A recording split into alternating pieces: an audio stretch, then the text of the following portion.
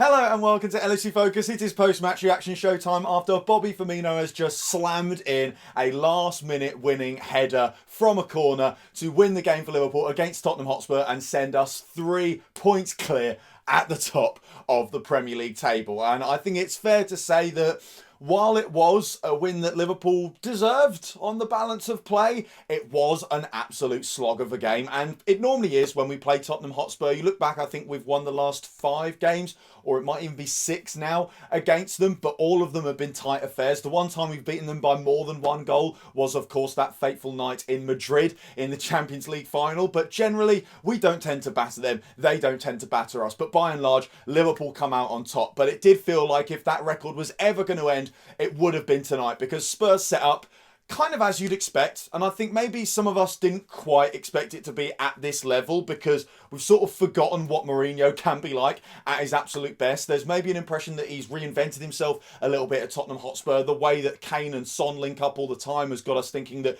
they are a great team going forward. But tonight, it was very much Mourinho back to his old tricks. It was the kind of thing we've seen countless times from Man United at Anfield, countless times from Chelsea at Anfield as well, if you go back even further.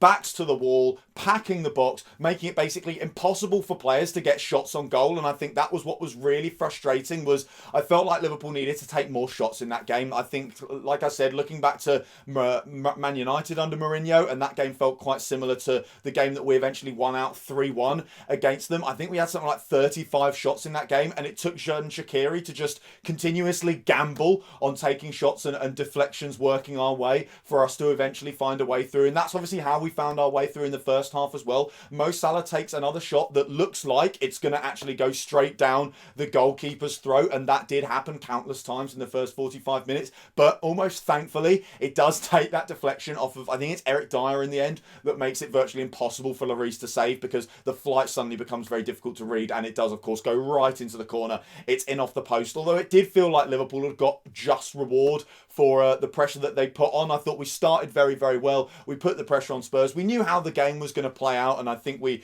embraced that very early on. There was no feeling our way into the game and trying to suss out what Spurs were going to do. We knew pretty much from the off that they were going to do backs to the wall, and we were going to have to absolutely throw everything we possibly could at them, which was very, very impressive from Liverpool, because, of course, having played on Sunday evening in a game that, of course, went right to the wire. I know we didn't play our best, but we went all the way to the 90 minutes trying to get the result, and unfortunately it didn't work out, but it will have taken it out of the players. So for them to just go hell for leather for pretty much the entire 90 minutes in the game today is very, very impressive, and they had that attitude right from the off that it was going to be an absolute slog to try and beat this Tottenham team. I did think that if we'd just taken a few more shots, and if the shots had been better than what they were in the first half, then maybe the game is a little bit more of a formality than it ends up being. I think it would have been nice to see us go in 2-0, maybe even 3-0 up at half-time if the shooting was what it could have been, and what we know players like Sadio Mane and Mo Salah and Roberto Firmino are all capable of when they're not shooting it straight towards Hugo Lloris's hands. But of course, that's not how it ends up working out. Despite all the pressure we put Spurs under in that first half, they went up the other end with the sucker punch equaliser, and it was a hell of a sucker punch as well, especially for all of us watching on TV, which is most people. Of course, there were 2,000 people who were lucky enough to be in the ground tonight, and I can only imagine what kind of sensation that was. It was great seeing the cop after the goal goes in, but of course, let's not go too far ahead into the game. Coming back to that Son equaliser, as I said, on the TV, they cut to it as he was basically through one-on-one with Alisson. We didn't see the build-up. It just suddenly happens that Heung-min Son is one-on-one with Alisson, and generally in those kind of situations, and the form that Son is in at the moment, he slots the ball away, and Spurs go in at half-time at 1-1. And you're thinking that it's obviously not going great, but I still had the feeling that Liverpool would eventually, in a slugfest where we constantly attack and they constantly defend, that we would end up winning out in the end. Like I said, we had all those shots and chances in the first half that if the shots were a little bit better, then it would work out, and you feel like players like Mane and Salah will eventually find their range. The same goes for Roberto Firmino as well, as eventually happened later on in the game. But one thing that did happen in the second half was the players did start to tire. I think that was evident from about the 60-minute mark onwards, that the energy levels weren't quite what they were earlier on in the game. Certainly looking at key players like, I think, Curtis Jones, who was fantastic at various points tonight. You know, a player that we really looked to in difficult situations to try and unlock the Spurs Spurs defence, and there it goes again.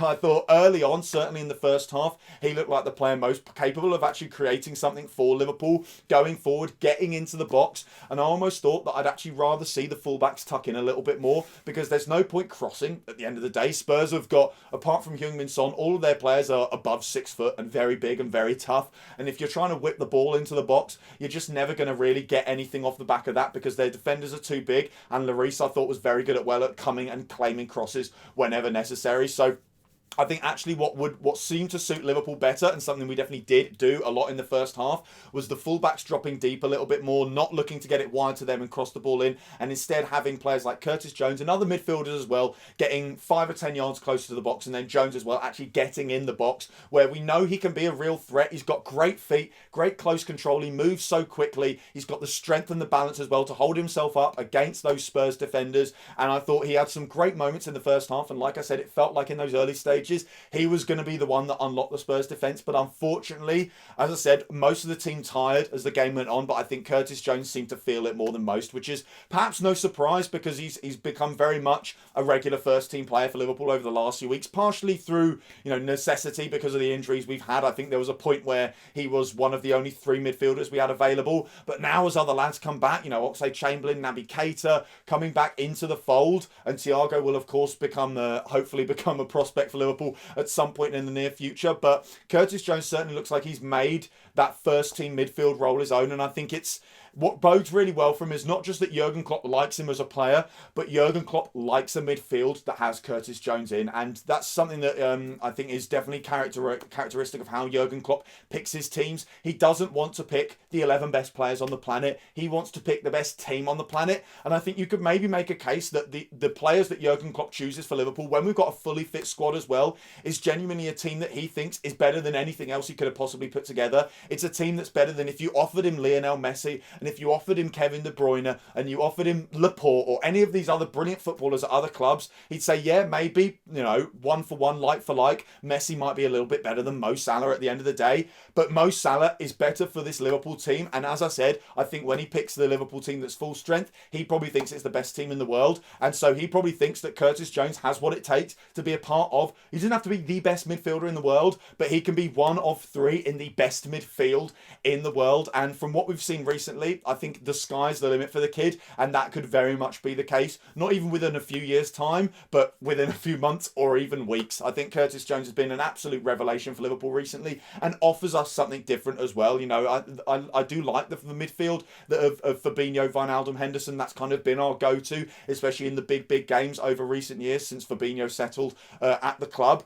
But Jones, as I said, offers something different, and it's something similar to maybe what we thought Naby Keita might give us with the trickery and the dribbling and everything like that, and in terms of being able to drive at opponents and use a bit more force, it's maybe what we expected Oxlade-Chamberlain to do. But the fact of the matter is, he's doing it all in one complete package, and he's available to do it on a regular basis. So hopefully his fitness doesn't take too much of a toll off of those recent games, because as I said, he's been playing a lot more football recently than maybe he's used to, at of course a higher level. Of course he's played week in, week out for the under-23s before, but Premier League football is a totally different kettle of fish, and I thought he's coped with it brilliantly. But it maybe showed today that his legs are getting a little bit tired, and I certainly wouldn't be surprised if he starts on the bench for the game against Crystal Palace at the weekend. Naby Keita takes his place, and hopefully he comes off the bench or something like that. But I did think it was a fantastic performance from Curtis Jones all the way through the game, even as he did start to tire. And the same can be said for all of our players. I thought a lot of them did tire, but they never really dropped off too much. We didn't really sort of allow Spurs back into the game, although maybe that's because they were absolutely shattered as well. And if there was one thing that did concern me, well, 2 things really. The fact that Spurs did get a few more chances as the game wore on. You've got the Harry Kane moment where he breaks free, although you'd expect that to have been disallowed for what was an obvious handball. I don't understand how the referee doesn't see it from Sissoko in the first place, that leads to that late chance where Kane goes through on goal and tries to curl it into the far post and instead puts it the wrong side of the post. To be honest, the less said about the refereeing performance today, the better. I thought it was absolutely shocking. But, with Anthony Taylor, you are never going to get anything out of him if you're a Liverpool player. Every 50-50 50-50. If it was a Spurs player that hit the ground, it was a free kick. If it was a Liverpool player that hit the deck or got muscled off the ball or anything like that, then you're never going to get it, because that is the nature of Anthony Taylor refereeing Liverpool games. Hopefully, we don't have to see it too much in future, but the signs aren't great. But thankfully, that's not what we're talking about. I don't have to spend ages in this video talking about how a potentially good game was ruined by a referee that just got so many calls wrong. But as I said, Spurs had their moments later on in the game. The Bergwijn shot that comes off the post, thankfully that didn't work out for them. But to be honest, if we're going to talk about teams, having clear-cut chances and not taking their opportunities, then Liverpool definitely had more than Spurs. As I said in the first half, the amount of times they were shooting at Hugo Lloris. So those kind of things happen. And the most important thing is that even if you do miss a few chances, when it really matters, you take them. And that is what Roberto Firmino did. And in a way, I was so happy that the goal came late, because you felt like if it came on 70 minutes, that's too much time for Spurs to find an equaliser. They'd probably go up the other end and score, and we'd be back to square one, trying to break down their defence and get a winner. And I was slightly concerned that Liverpool might take a point, that they'd take things on the balance and think, you know what, if we keep the pace with Spurs, you'd expect them to fall away later on. But instead, what we do is we establish our dominance. We show them who is boss, who is better. We show who's staying on their perch, hopefully, come the end of the season, and is back on their perch at the top of the Premier League table, for now at least, as Roberto Firmino, who had a few sighters earlier on in the game, some good, some bad, some headers that tested Hugo Lloris, absolutely blams this one past the goalkeeper. There was no way the goalie was saving that one, and it was great to see the way, as soon as it goes in, he just legs it. He's going all the way over to the Kop. It annoyed me in the first instance that Spurs had switched it round, because obviously you want to see the players attacking towards the end, that all the fans are in the second half. But Firmino made up for it by legging it about 80 yards to make sure that he could celebrate in front of all those fans. And then, of course, thankfully, Liverpool held on to take all 3 points. And I do think that is an absolutely massive result. I've got some concerns going into the Palace game at the weekend, because, as I said, our players very much ran themselves into the ground after an already slog game at the weekend against Fulham. And of course, we've got only it's less than 72 hours of a turnaround before the game against Crystal Palace. So I do have concerns there. But in the meantime, we may as well enjoy this while it lasts. Liverpool are 3 points clear at the top of the Premier League table. At last, we have been able to put daylight between ourselves and Tottenham Hotspur. As always seems to be the case, there are teams that will come along and be challengers, and they will be seen as potential rivals for Liverpool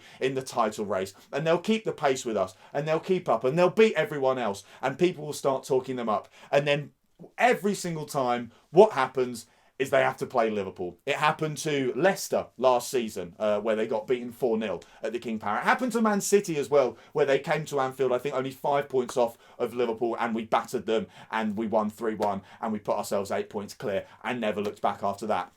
This season, it's now happened with Tottenham Hotspur as well. Generally, the case seems to be, it doesn't matter how many other teams you beat in the Premier League, you're not going to beat Liverpool. And with that being the case, Liverpool tend to be the ones that run away with the big shiny thing at the end of the season. Hopefully, that's what happens once again. But in the meantime, as I said, let's just enjoy being back at the top of the Premier League table after what was an absolutely exhilarating win against Tottenham Hotspur. So that is all for today's video. Thank you guys very, very much for watching. If you did enjoy the video, as always, you know what to do. Hit the like button down there. Hit that subscribe button there if you're new around here. Check out some of the other videos that have been out on the channel over the past few days. Don't forget to follow at LIVTOT TV on Twitter, and I'll be back soon with some pre-match content for the game against Crystal Palace. Until then, bye for now.